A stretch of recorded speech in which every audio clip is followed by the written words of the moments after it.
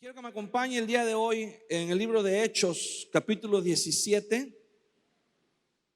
Hechos, capítulo 17, versículo 30.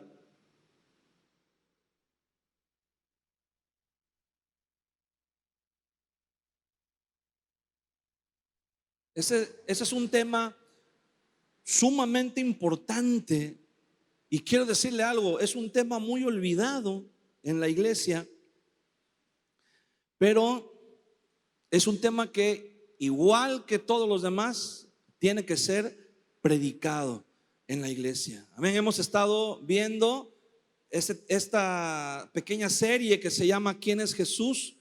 Y ya vimos dos facetas de Jesús. Vimos a Jesús como Dios creador. Ya vimos que Él es la piedra angular que sostiene, que es el cimiento no solamente de la iglesia, pero de toda la creación, de todo el universo. Ya vimos que Él es el Dios creador, que Él es el Rey. Ya vimos también que Él es el Dios redentor, que no solamente creó al mundo, pero lo redimió para sí mismo, ¿verdad? Lo redimió para que pudiéramos estar libres a pesar de que pecamos, ¿verdad? Él dio su vida en rescate por nosotros en la cruz del Calvario para que pudiéramos ser rescatados, para que pudiéramos ser redimidos. Y el día de hoy vamos a ver la última parte, que se llama el Dios juez. Él es el Dios juez también. Y le repito, este es un tema, esta es una parte del evangelio que muchas personas no les gusta, no nos gusta escuchar, ¿verdad? No quisiéramos escuchar, pero tenemos que escucharlo, tenemos que tomarlo en cuenta porque es una realidad. Dice la palabra del Señor, Hechos capítulo 17, versículo 30. Pero Dios, habiendo pasado por alto los tiempos de esta ignorancia, ahora manda a todos los hombres en todo lugar que se arrepientan. Verso 31. Por cuanto ha establecido un día en el cual juzgará al mundo con justicia por aquel varón a quien designó, dando fe a todos con haberle levantado de los muertos. Verso 32. Pero cuando oyeron lo de la resurrección de los muertos, unos se burlaban y otros decían: ya te oiremos acerca de esto otra vez. Amén. El apóstol Pablo está hablándole, y este discurso de Pablo es muy interesante. Es uno de los, para mi gusto, ¿verdad? Es uno de los mejores discursos que hay en el Nuevo Testamento, además de los discursos del Señor Jesús, de los sermones del Señor Jesús. Pero Pablo, dice la Biblia, que de manera estratégica se adelantó en el camino a sus demás colaboradores porque hubo una persecución. Y entonces lo enviaron para que las cosas se enfriaran un poco. Ahora lo mandaron y se adelantó y los esperó en Atenas, la capital de Grecia. Y cuando estaba en Atenas, dice que él se dio cuenta cómo la gente era muy religiosa, era sumamente religiosa.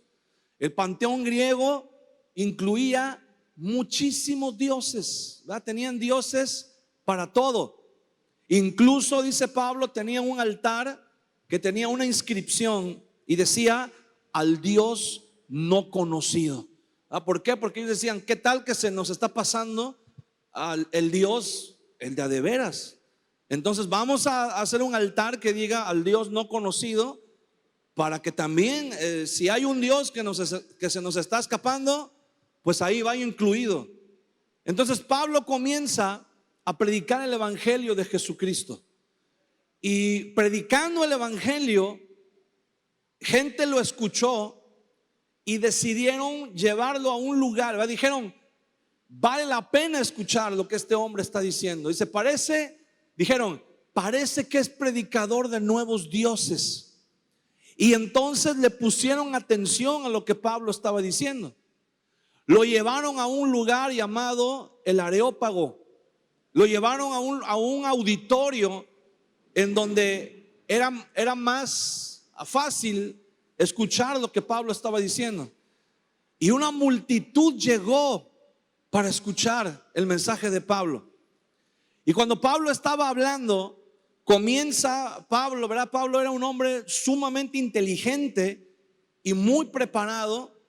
Comenzó a hablar al nivel de los filósofos griegos, captó la atención de todo el público, de tal manera dice que todos los ojos estaban puestos en él y estaban escuchando el mensaje de Pablo, y les estaba hablando acerca de Dios. Les estaba diciendo cómo Dios había creado al mundo con una sola sangre, con un solo linaje. Estaba declarando Pablo ahí que todos somos descendientes de Dios, ¿verdad? Que todos venimos de Él. Incluso Pablo cita a algunos filósofos y les dice Pablo, como algunos de sus poetas han dicho, linaje suyo somos. O sea, venimos de Dios, somos descendencia de Dios. Entonces, dice Pablo, siendo linaje de Dios, no debemos creer que Dios es a imagen de alguna de las imágenes que ustedes han creado, ¿verdad? No es ni una persona, ni un animal, ni una cosa, ¿verdad? Dice Dios, si nosotros somos descendientes de Dios, dice Pablo, veámonos a nosotros para poder conocer a Dios. Dice, somos algo especial que Dios hizo.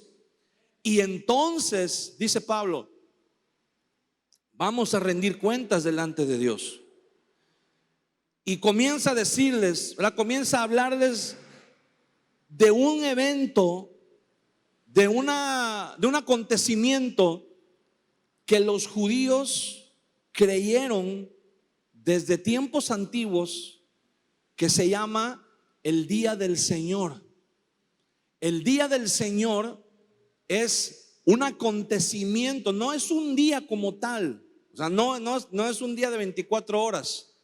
Pero el Día del Señor se refiere a un acontecimiento sin precedentes en la historia de la humanidad, cuando Dios, dice aquí bien el apóstol Pablo, juzgará al mundo con justicia por aquel varón, o sea, por Jesús, a quien designó, dando fe a todos con haberle levantado de los muertos.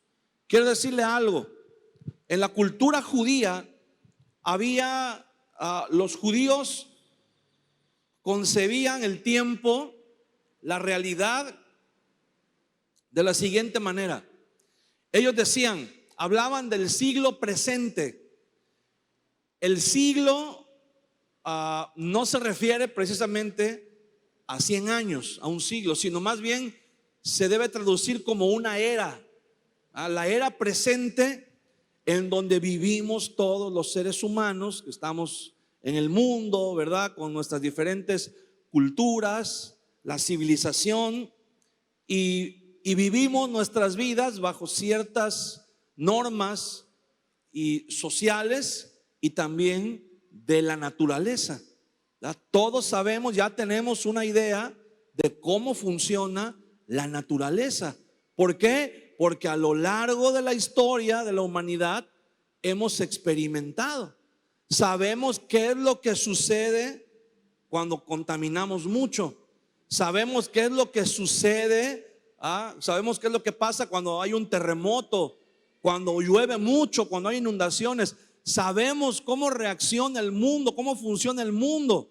Sabemos qué es lo que pasa cuando violamos las leyes de la naturaleza.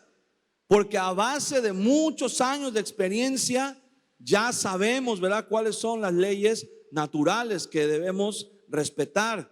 Entonces, pero este mundo, esta era que nosotros conocemos, va a terminar un día.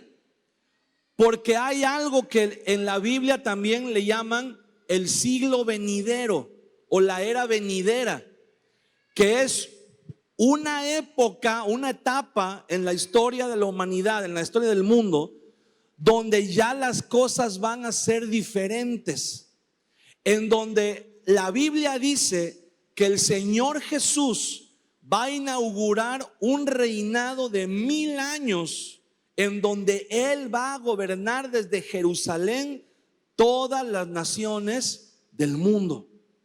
Y Él va a gobernar, le voy a decir por qué, porque Él le va a demostrar a todas las naciones del mundo, así como Él vino una vez y demostró a toda la humanidad que sí se puede vivir en santidad y que sí se puede vivir en obediencia a Dios de manera personal, de manera individual. Entonces, en el siglo venidero, en la era venidera, el Señor Jesús va a mostrar de manera global, de manera mundial, Él va a mostrarle a todo el mundo que sí se puede gobernar con justicia social, que sí se puede gobernar con integridad. El Señor Jesús va a gobernar desde Jerusalén y va a enviar a todos nosotros, ¿verdad? Todos los que hayamos venido con Él en su segunda venida, dice la Biblia, vamos a gobernar, vamos a ser administradores de ese reino. El Señor nos va a enviar, ¿verdad? Tal vez usted va a ser embajador en otro país, ¿verdad? En otro lugar donde el Señor lo va a mandar. Y vamos, la iglesia, el pueblo del Señor, a gobernar en todo el mundo siguiendo las instrucciones del Señor. Y entonces cada año, imagínese esto, cada año, en cada informe de gobierno que el Señor va a rendir ante todo el mundo, el Señor va a avergonzar a todos los gobernantes que han estado al frente de las naciones, de las ciudades, de los estados. El Señor, cuando rinda sus informes de gobierno, va a decir: aquí está lo que se hizo con el presupuesto de todas las naciones y de todas las ciudades. Y el Señor Jesús va a entregar esas cuentas y va a decir: miren, todos los hospitales tienen medicinas y tienen médicos y tienen atención, y todas las ciudades tienen los servicios de salud, tienen los servicios de agua, de energía eléctrica, todo. El Señor Jesús va a decir: miren, todas las calles no hay ni un solo bache, no hay ni una sola luminaria que esté fundida. El Señor Jesús va a decir: aquí está, alcanzó para darle de comer a todo el mundo, y todavía quedó un fondo ahí ahorrado para emergencias. Y entonces el Señor Jesús va a llamar a todos los gobiernos que ha habido en todo el mundo, en nuestro país. El Señor va a llamar a todos los gobernantes que han estado al frente y va a decir: explíquenme por qué a ustedes no les daban las cuentas. Explíquenme en qué se gastaron el dinero. Explíquenme por qué había pobreza, por qué había enfermedades, por qué había analfabetismo, por qué había falta y carencia de tantas cosas, si aquí están los recursos. Y el Señor Jesús les va a decir: ya ven que sí alcanza el presupuesto, ya ven que sí da, ya ven que los corruptos eran ustedes. El problema no era la escasez ni esto, ya ven que el problema era la avaricia de ustedes. Entonces el Señor Jesús va a gobernar, dice en el Salmo 2, con vara de hierro. No va a dejar pasar nada a nadie. Ni un solo gobernante va a quedar impune. Ni nadie que haya agarrado un peso va a quedar impune delante del Señor en ese momento. Pero hay algo, fíjese, el Señor Jesús dijo, ¿se acuerdan cuando Él dice la blasfemia contra el Espíritu Santo? Dice: cualquier pecado puede ser perdonado al hombre. Dice: pero la blasfemia contra el Espíritu Santo no será perdonada, dice el Señor, ni en este siglo ni en el venidero. Ahí el Señor Jesús está mencionando este siglo y el siglo venidero. Pero en medio de los dos existe un día que va a marcar el final de este siglo, el final de esta era y el comienzo de la era futura, de la era venidera.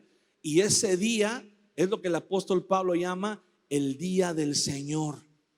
El día del Señor, lo que en el Antiguo Testamento se le conoce también como el día de Jehová. Y ese es un día que la Biblia le llama día grande y terrible. Es dos cosas al mismo tiempo. Para unos, el día del Señor va a ser un día grandioso, un día maravilloso, lo mejor que le pueda pasar a la humanidad. Pero para otros, dice la Biblia, va a ser un día terrible, un día de oscuridad, un día de muerte, un día de juicio como nunca lo ha habido en la historia de la humanidad. ¿Cuál es la diferencia? Aquí el apóstol Pablo está diciendo algo muy interesante. Dice, ahora Dios ha pasado por alto la ignorancia de esos tiempos y ahora manda a todos los hombres en todo lugar una sola cosa, dice, que se arrepientan, que se arrepientan. Arrepiéntanse, dice el apóstol Pablo, arrepiéntanse porque viene un día en que el Señor va a juzgar. Viene un día en que el Señor va a decir, se terminó. Así como dice la Biblia que un día Noé estaba construyendo el arca y predicaba la justicia. Noé predicaba el evangelio de Jesucristo y la gente no creyó. Y dice la Biblia que hubo un día, llegó el día cuando Noé entró en el arca y cerró la puerta y Dios selló la puerta del arca. Y una vez que la puerta estuvo sellada, ya no hubo oportunidad para nadie para entrar. Y quiero decirle algo, hermano, un día el tiempo que estamos viviendo, que es el tiempo de la gracia, va a terminar. Cuando venga ese día, el día del Señor, va a terminar la gracia. Ya no va a estar la gracia. Ahora va a venir el juicio del Señor.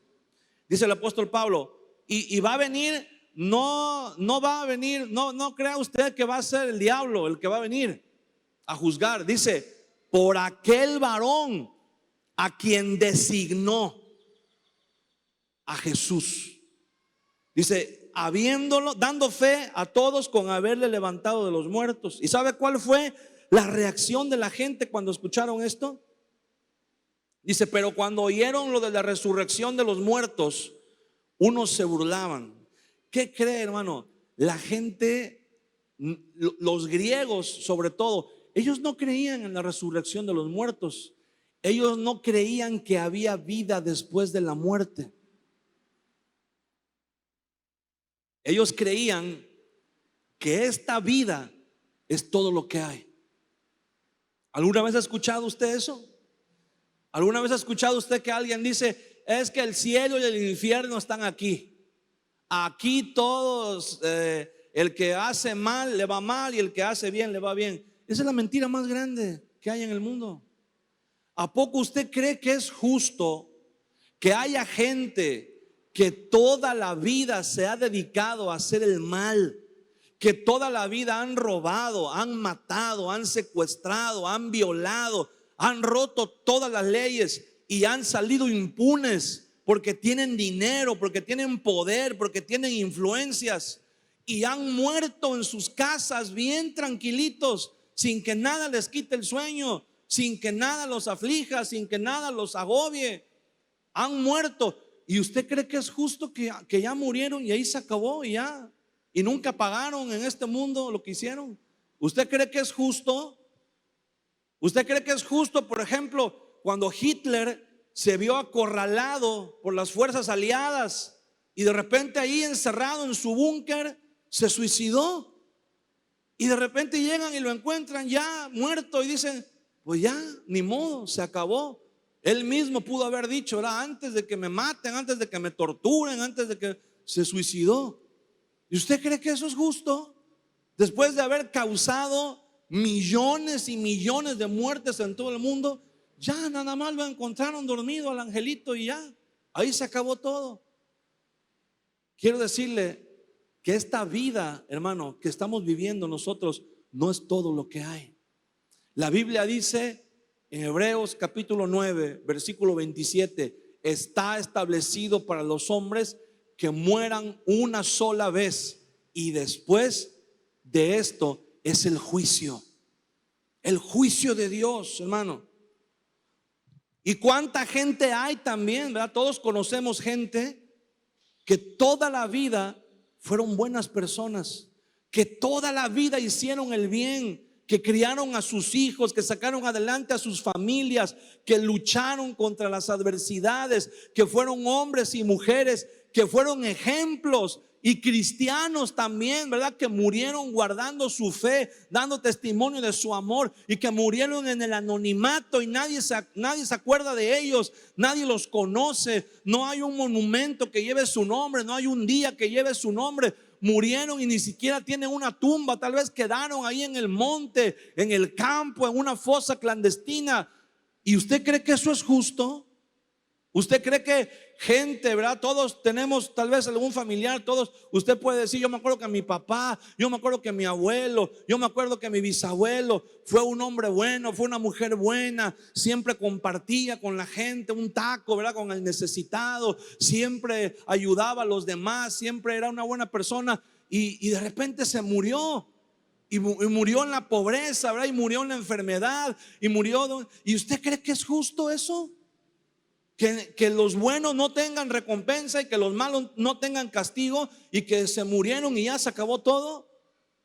Pues eso no es así, hermano. La Biblia dice que cuando morimos hay algo, hay un destino eterno que nos espera. Y hay un día en que Dios va a traer juicio a este mundo, y en que Dios va a llamar a todos los que murieron y creyeron que ya ahí se había acabado todo. Dios los va a llamar y les va a decir, no crean que ahí se acabó todo. Tienen que rendir cuentas, tienen que enfrentar su pecado, tienen que enfrentar lo que hicieron. Pero la gente no creía en la resurrección de los muertos. La gente no creía en la vida eterna. Por eso los griegos decían, por eso Pablo en una de sus cartas, cuando escribe a los Corintios, dice, si es verdad que no hay resurrección de los muertos, pues entonces, dice Pablo, vivamos como los griegos. ¿Cuál era el lema o el dicho de los griegos? Dice Pablo, comamos y bebamos porque mañana moriremos. O sea, dice Pablo, aprovechemos a darle vuelo a la hilacha, ¿verdad? Por eso algunos de los filósofos griegos, los estoicos, decían que en este mundo lo único que vale es la experiencia, que si tú tienes curiosidad acerca de algo, pues experimenta, éntrale a todo lo que se te atraviesa, ¿verdad? ¿Por qué? Porque al final de cuentas no te vas a llevar nada. Al final de cuentas en este mundo va a quedar todo, y no nos vamos a llevar nada, solamente la experiencia, lo que hayamos vivido. Entonces por eso dicen, no hombre, si le quieres entrar a esto, al otro, aquí, allá, tú entra, prueba de todo, ¿verdad? Para que sepas qué es lo que te gusta, qué es lo que no te gusta. Y esa es la filosofía de mucha gente en el mundo. La gente dice, no, es que hay que experimentar, hay que vivir, hay que hacer, hay que traer, y no se acuerdan, hermano. Por eso el predicador dice en el libro de Eclesiastés, acuérdate de tu Creador en los días de tu juventud, acuérdate del Señor, porque va a venir un día, hermano, en que Dios va a poner punto final a la maldad de este mundo. Y quiero decirte cómo es ese día. La Biblia nos da suficiente información para saber cómo es ese día. La Biblia dice que cuando ese día venga, hermano, la iglesia, nosotros que somos el pueblo redimido del Señor, nosotros ya no vamos a estar aquí, porque el juicio de Dios es para los paganos. El juicio de Dios es para los impíos. La iglesia del Señor Jesucristo no vamos a estar aquí. Nos vamos con el Señor. ¿Cuántos dicen amén? Nos vamos con el Señor.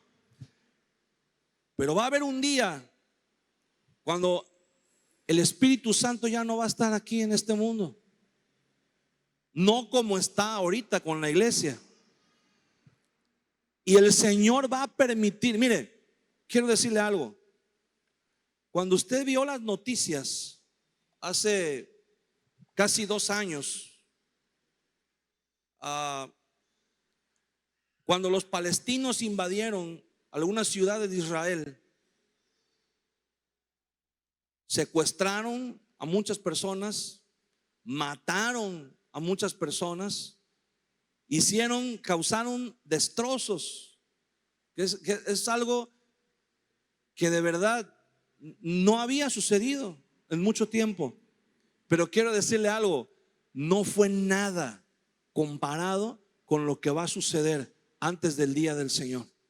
Cuando el día del Señor venga, dice la Biblia que muchos ejércitos de muchas naciones en el mundo se van a reunir para pelear contra Jerusalén, contra la ciudad santa del Señor. Se van a reunir ejércitos innumerables, imposibles de contar. Se van a reunir para la batalla, van a pelear contra Israel, van a destruir muchas ciudades de Israel, van a matar a mucha gente en Israel. Y cuando el remanente, un pequeño grupo de judíos queden sitiados en la ciudad de Jerusalén, cuando los ejércitos de todas las naciones rodeen la ciudad de Jerusalén y estén a punto de caer sobre la ciudad para borrarla de la faz de la tierra, en ese momento, dice la Biblia, los cielos se van a abrir sobre la ciudad de Jerusalén y el Señor Jesucristo va a aparecer montado en un caballo blanco, como dice Apocalipsis capítulo 19, seguido por una multitud de ejércitos celestiales, y va a destruir.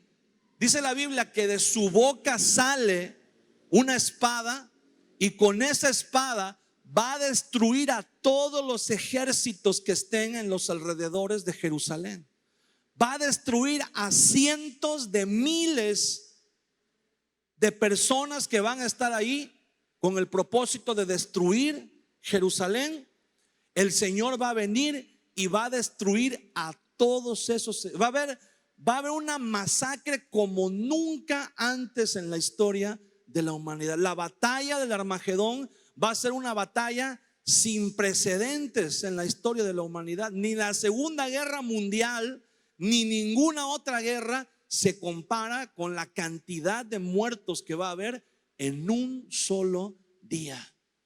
En un solo día. Eso va a ser una masacre, un baño de sangre. Dice la Biblia que cuando el Señor Jesús entre a Jerusalén, sus vestidos van a estar bañados en sangre, pero no de su sangre, de la sangre de los enemigos.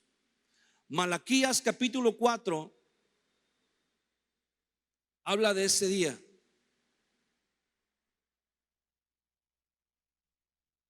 Malaquías capítulo 4 versículo 1 en adelante dice: porque he aquí viene el día ardiente como un horno, y todos los soberbios y todos los que hacen maldad serán estopa.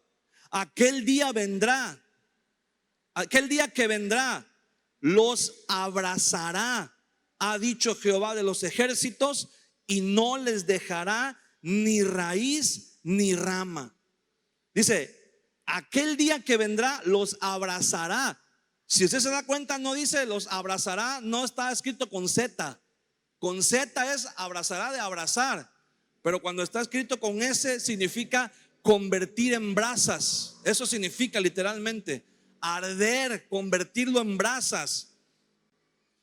Dice en versículo 2: mas a vosotros, los que teméis mi nombre, nacerá el sol de justicia, y en sus alas traerá salvación, y saldréis y saltaréis como becerros de la manada. O sea, se da cuenta cómo dice que para unos va a ser un día terrible, donde el Señor va a deshacer y va a destruir a todos los ejércitos del mundo. Pero para los que estén en Jerusalén, que aún tengan temor de Dios, dice que va a ser un día de salvación. donde va a salir el sol de justicia. Ahí está hablando del Señor Jesucristo. Isaías capítulo 13.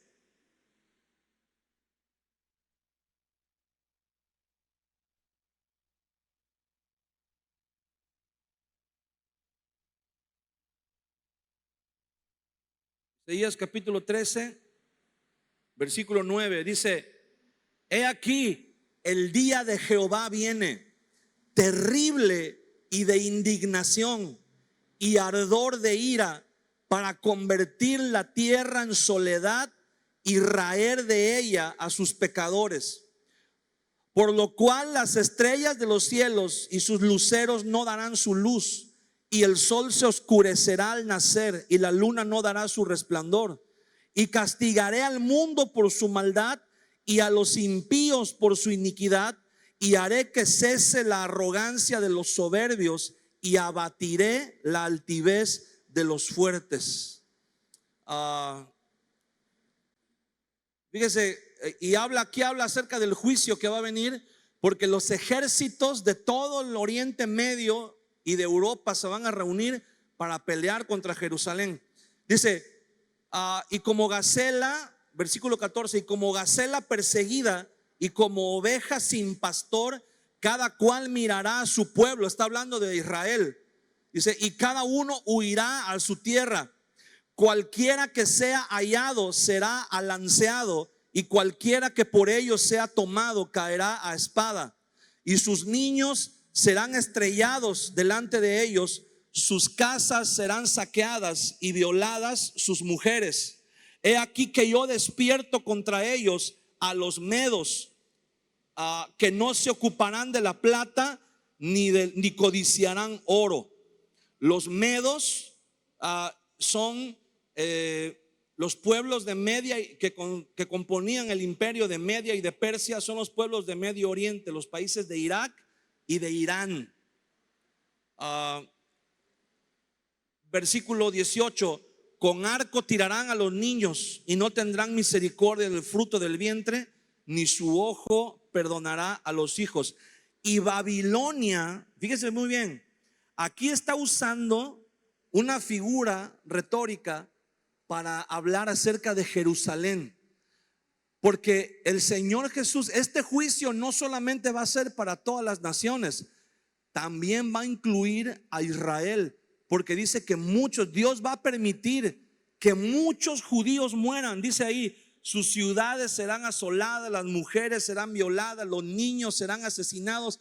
Dice, Dios va a permitir que muchos judíos también sufran esta guerra. Y aquí se refiere a Jerusalén, pero la llama Babilonia a causa del pecado, de la corrupción. Dice, y Babilonia, hermosura de reinos y ornamento de la grandeza de los caldeos, será como Sodoma y Gomorra, a las que trastornó Dios. Está hablando de un juicio que viene también para los judíos. El profeta Joel capítulo 2. No, ahí mismo en Isaías, perdón. Ahí mismo en Isaías, en el capítulo 63.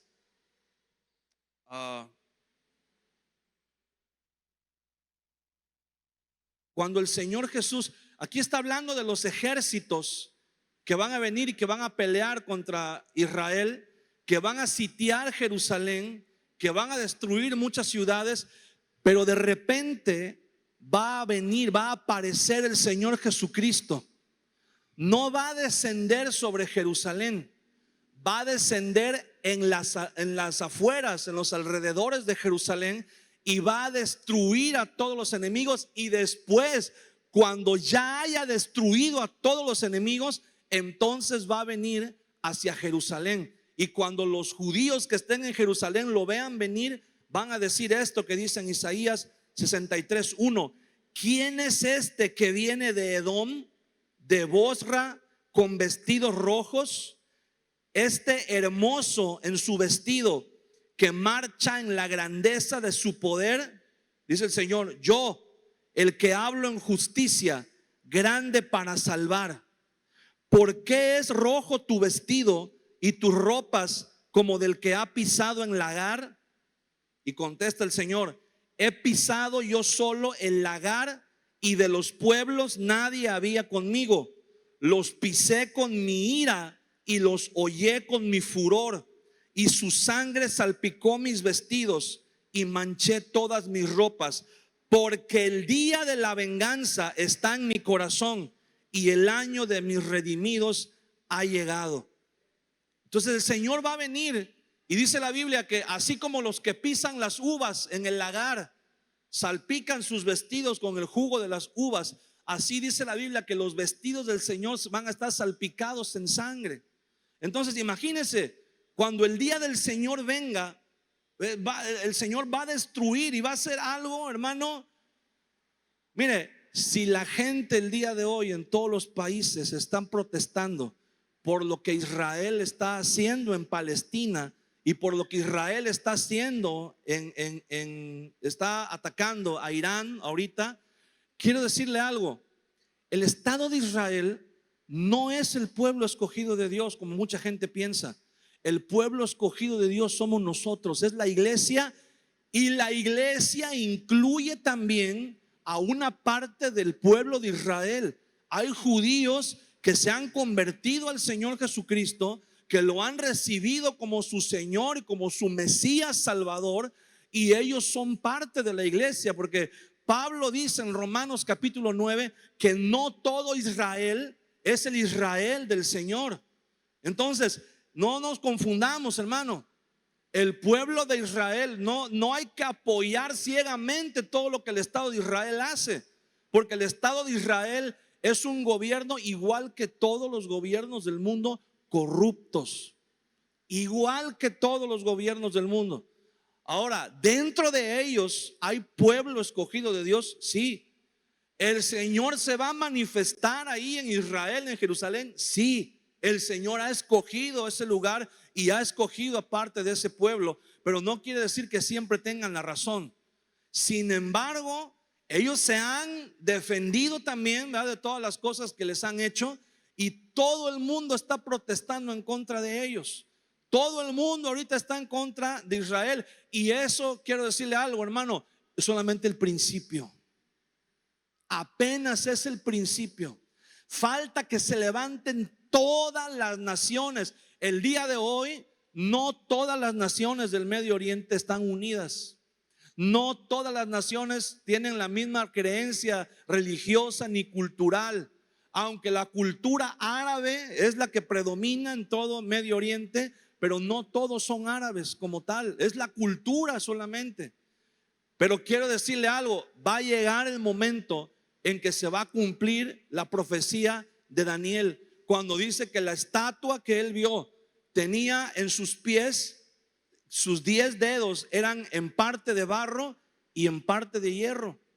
Así como el barro no se puede mezclar con el hierro, así no se pueden mezclar, pero harán alianzas. Dice, tendrán alianzas. No se pueden mezclar completamente, pero van a tener alianzas. Entonces se van a reunir países de Medio Oriente con países de Europa, y van a juntar el ejército más grande que el mundo ha visto, y van a marchar contra Jerusalén.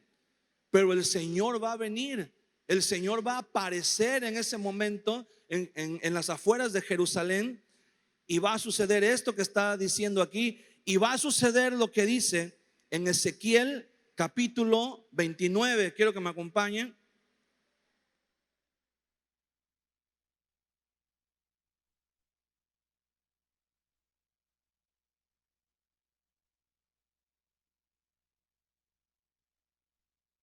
Ezequiel 39, perdón.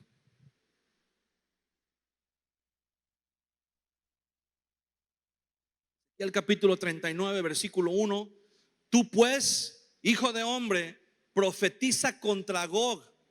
Gog es un gobernante, se refiere aquí como una persona que es el líder de todos los ejércitos que van a ir contra Jerusalén.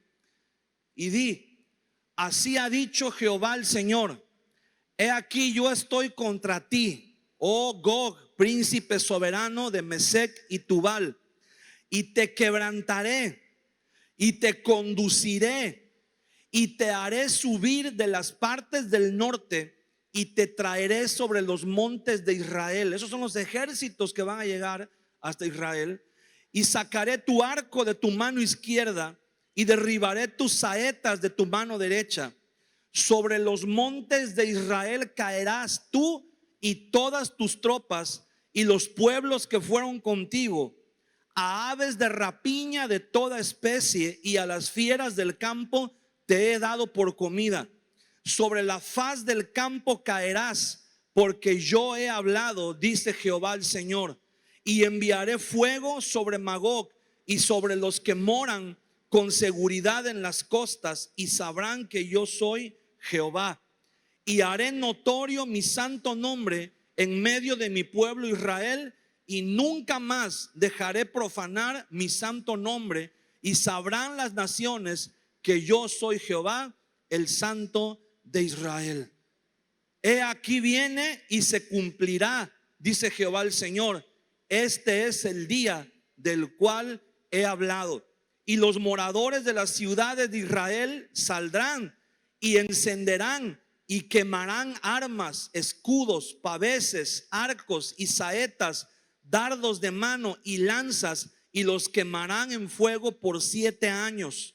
No traerán leña del campo ni cortarán de los bosques, sino quemarán las armas en el fuego y despojarán a sus despojadores y robarán a los que les roban, dice Jehová el Señor. Está hablando de cuando los ejércitos van a ir contra Jerusalén y el Señor los va a destruir. Dice que en los montes de Israel van a quedar sembrados de cadáveres, sembrados de cuerpos. Todos los ejércitos del mundo que van a ir contra Israel, el Señor los va a destruir. Joel capítulo 2.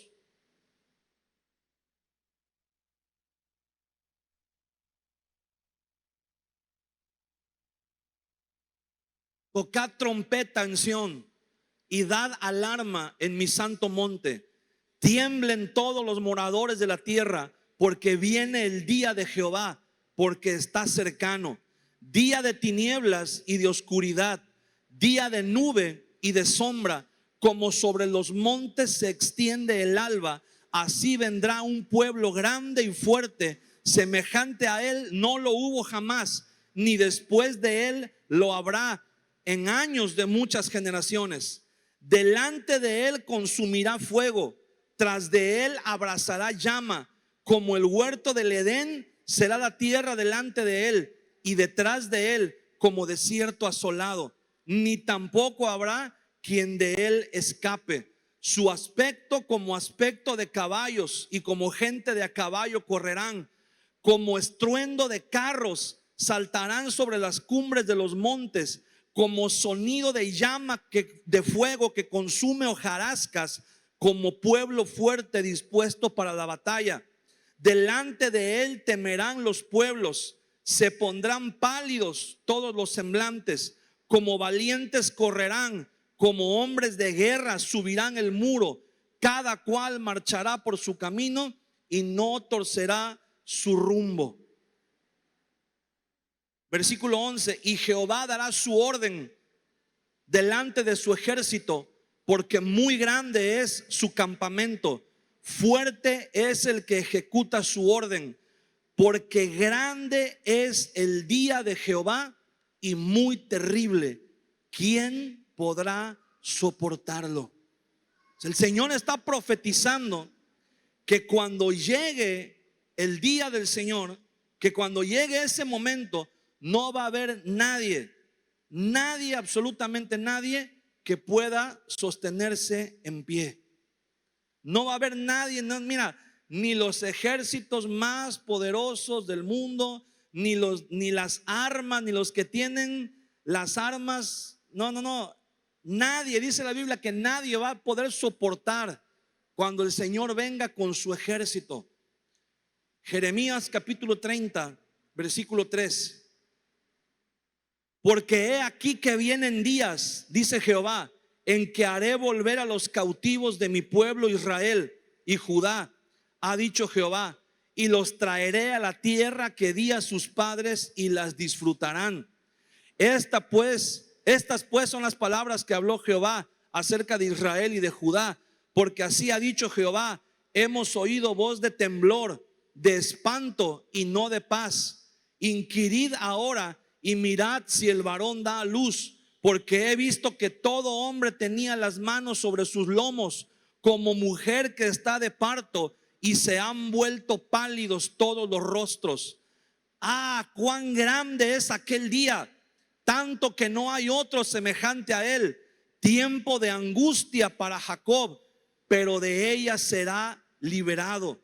En aquel día, dice Jehová de los ejércitos, yo quebrantaré su yugo de tu cuello y romperé sus coyundas, y extranjeros no lo volverán más a poner en servidumbre, sino que servirán a Jehová su Dios y a David su rey, a quien yo les levantaré. Fíjese, el Señor está diciendo: va a venir un día en que todos los ejércitos que rodeen Jerusalén, que se sientan los más poderosos, los más valientes, cuando ya estén sitiando a Jerusalén y riéndose, creyendo que solamente con dar una orden o con oprimir un botón destruirán a los judíos de sobre la faz de la tierra. Dice la Biblia, en ese momento Dios va a cambiar las cosas y se van a llenar de espanto, se van a llenar de un terror, se van a llenar de un miedo que no van a poder controlar. Dice que van a sentir temor y dice que van a tomar una actitud como cuando una mujer va a dar a luz.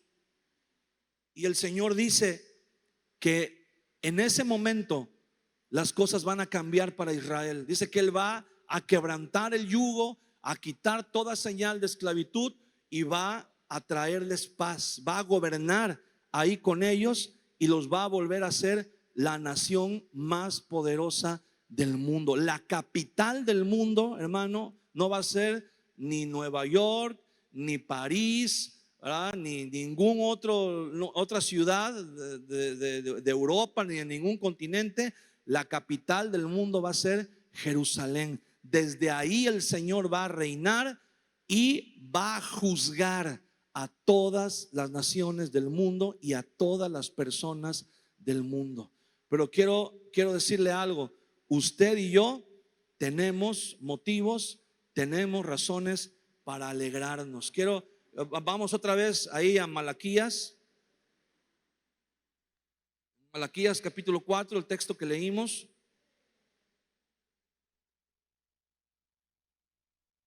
En el versículo 1 dice: porque he aquí viene el día ardiente como un horno, y todos los soberbios y todos los que hacen maldad serán estopa. Aquel día que vendrá los abrazará, o sea, los quemará, ha dicho Jehová de los ejércitos, y no les dejará ni raíz ni rama.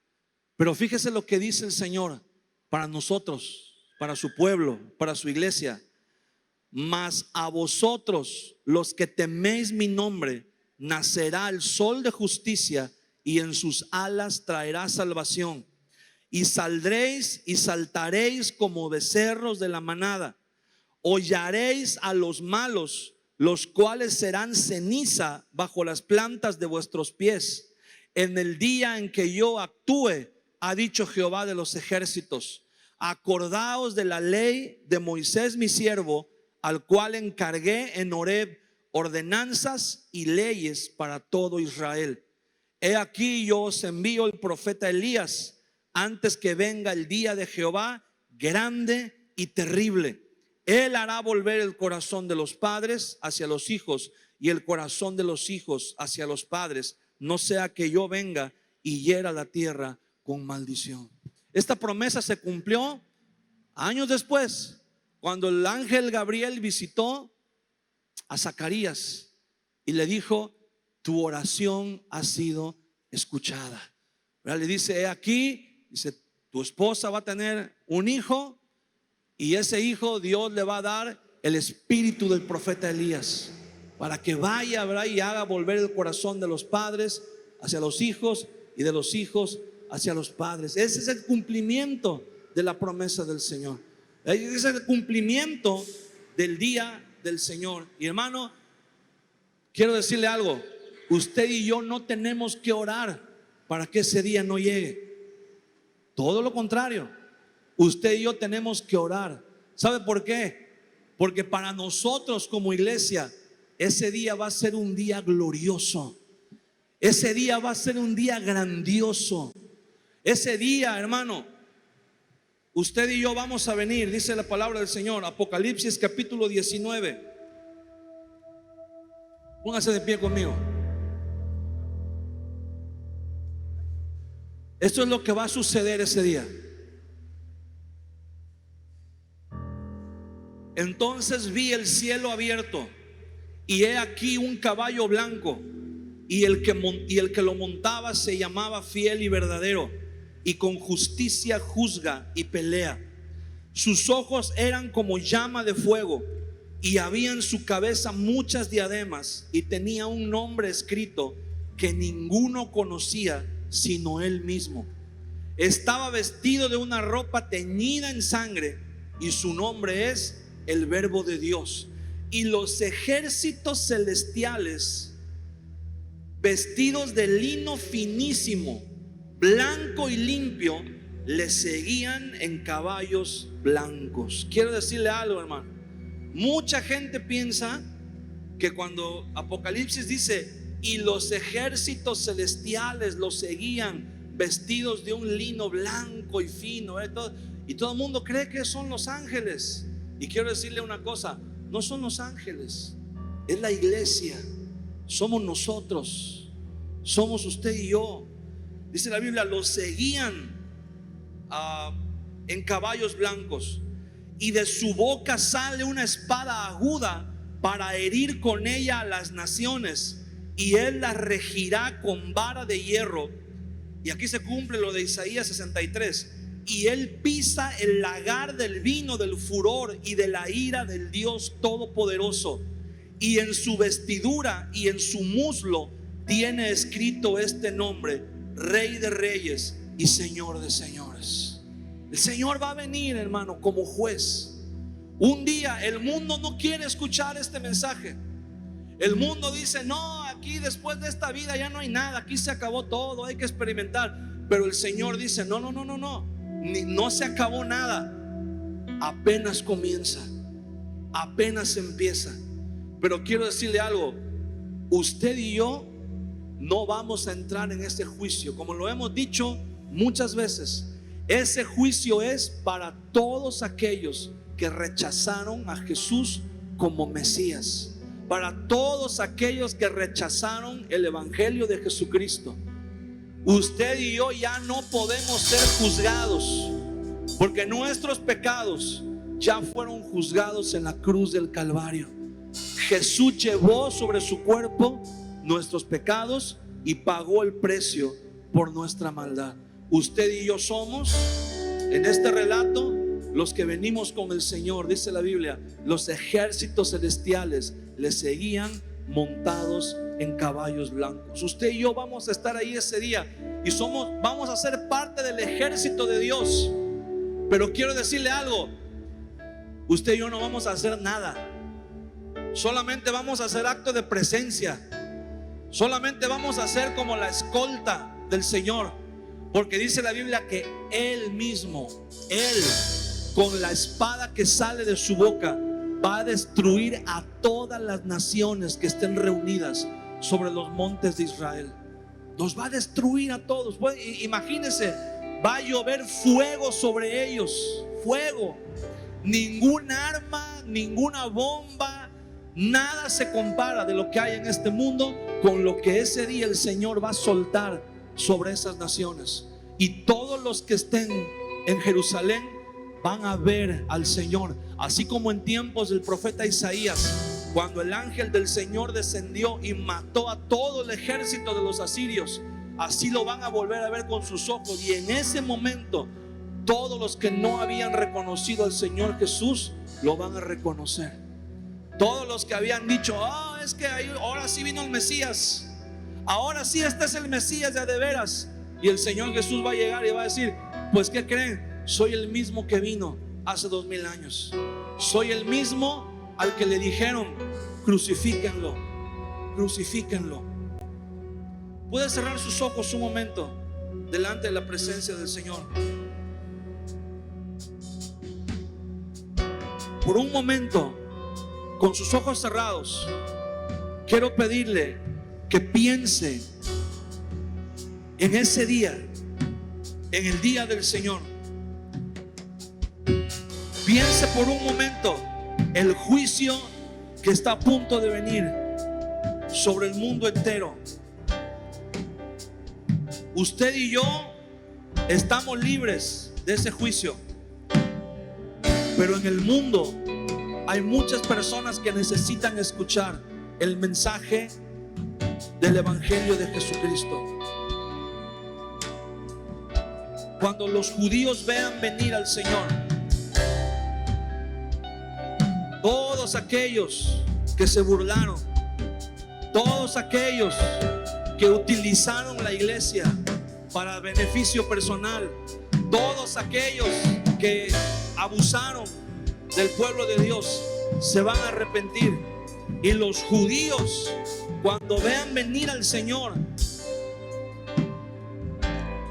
si usted se acuerda, piense por un momento cuando Tomás vio al Señor y el Señor le dijo: aquí está Tomás, mete tu dedo en mis llagas y mete tu mano en mi costado para que creas.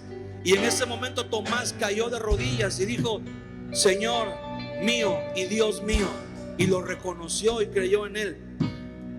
Cuando el Señor Jesús destruya a los ejércitos de todas las naciones y entre en Jerusalén,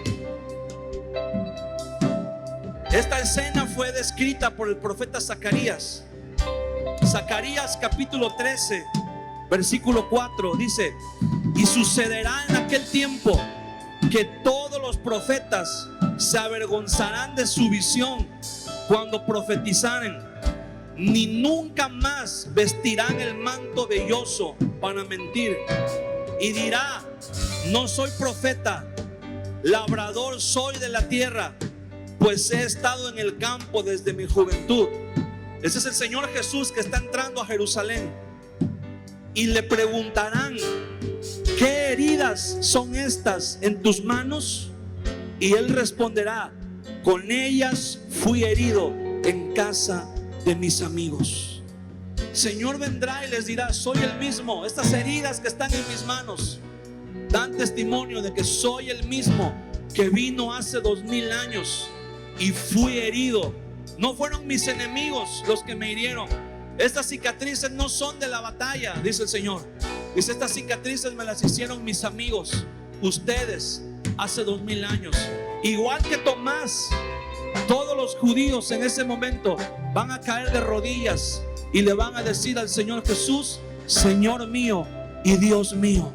Y lo van a reconocer como el Mesías, lo van a reconocer como Dios. Ese es el Dios, ese es el Jesús que se manifiesta delante de su iglesia. Ese es el Jesús que estuvo con sus discípulos y le preguntó: ¿y ustedes quién dicen que soy? ¿Ustedes quién dicen que es el Hijo del Hombre?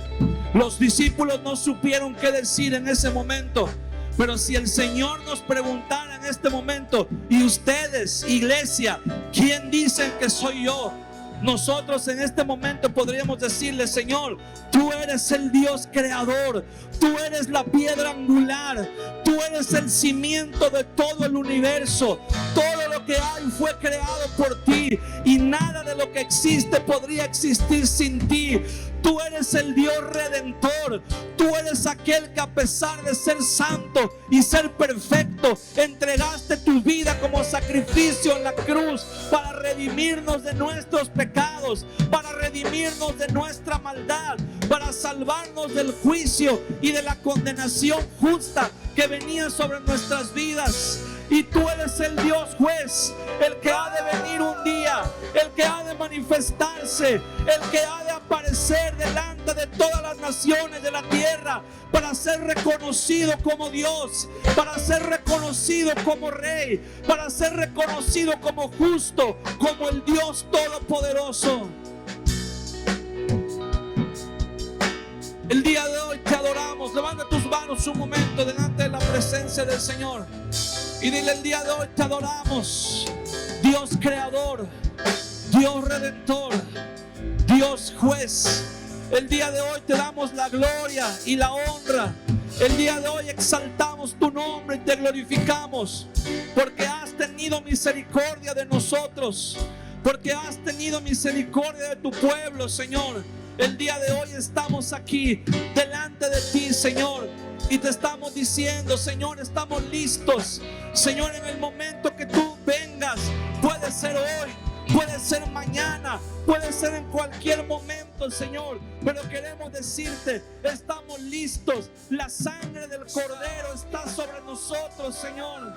Somos tu pueblo, somos tus hijos, y en aquel día, Señor, seremos parte de glorificar tu nombre. Seremos parte de aquellos, Señor, que exalten y glorifican tu nombre como Dios juez, como Señor de toda la tierra, como Dios de toda la creación, Señor. Levanta tus manos un momento. Levanta tus manos un momento.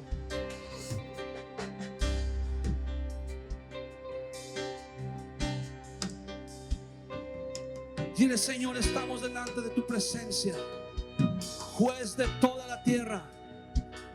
Estamos delante de ti, Señor, y te damos gracias, porque tu palabra dice, Señor, que el castigo de nuestra paz fue sobre ti, Señor. El precio de nuestra paz fue sobre ti, y por tu llaga fuimos nosotros curados, Señor.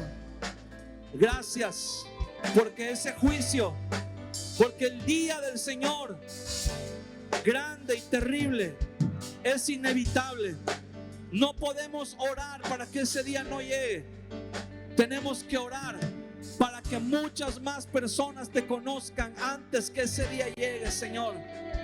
Y el día de hoy estamos aquí para darte la gloria. El día de hoy estamos aquí para exaltarte y para decirte gracias, Señor, por librarnos de ese juicio. Gracias por librarnos de ese juicio, Señor. Gracias porque nosotros no vamos a estar ahí participando de ese juicio. Nosotros vamos a ser espectadores de tu gloria, Señor. Nosotros vamos a ser espectadores de tu gloria. Nosotros te vamos a alabar, te vamos a glorificar en ese día. Tu palabra dice que saltaremos como becerros de la manada, Señor, porque te hemos reconocido. Porque tu palabra dice que por cuanto has puesto a Jehová, que es mi esperanza, al Altísimo por tu habitación, no te sobrevendrá mal, ni plaga tocará tu morada. Hoy lo creemos, Señor, en el nombre de Jesús.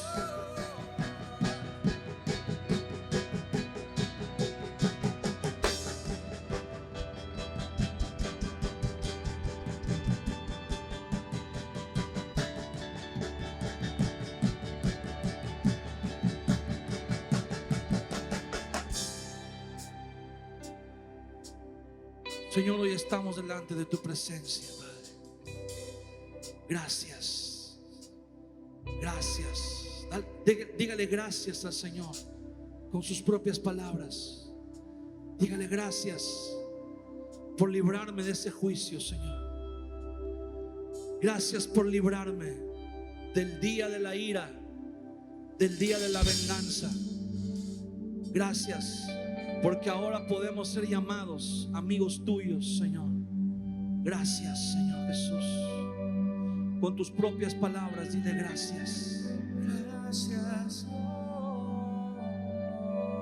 Gracias, gracias, gracias, Señor Jesús. Gracias, Señor. Gracias. Quiero hacerte una invitación en esta tarde. Todos tenemos amigos, familia, gente a nuestro alrededor que nunca han escuchado el mensaje de salvación del Señor Jesucristo. Quiero invitarte a que tomes el valor, a que seas valiente, a que le pidas al Señor, del Señor, dame el valor para compartir tu palabra. Dame el valor para predicar tu evangelio. Predica el evangelio. Háblale de Cristo a la gente. Hermano, viene el día del juicio. Viene un día en el que el Señor va a juzgar a los moradores de esta tierra. Y la única manera de escapar de ese juicio es por medio del Señor Jesucristo, es por medio de la cruz del Calvario. Prediquemos el evangelio, hermano. Hay gente que está necesitada, hay gente que está esperando que se le predique el evangelio. No pierdas la oportunidad. No es tan difícil como tú piensas. El Señor es el que hace todas las cosas. A veces tú y yo solamente tenemos que decirle a la gente: mira, Cristo te ama, acércate a Dios. Y eso es todo. Y el Señor se encarga de hacer todo lo demás. Perdamos el temor de hablarle de Cristo a la gente. En la próxima reunión familiar que tengas, habla de Cristo. Algunos te van a señalar como loco, igual que el apóstol Pablo. Algunos van a decir: no tenemos tiempo para escucharte. Pero el apóstol Pablo le escribe a Timoteo y le dice: cumple tu ministerio, haz labor de evangelista.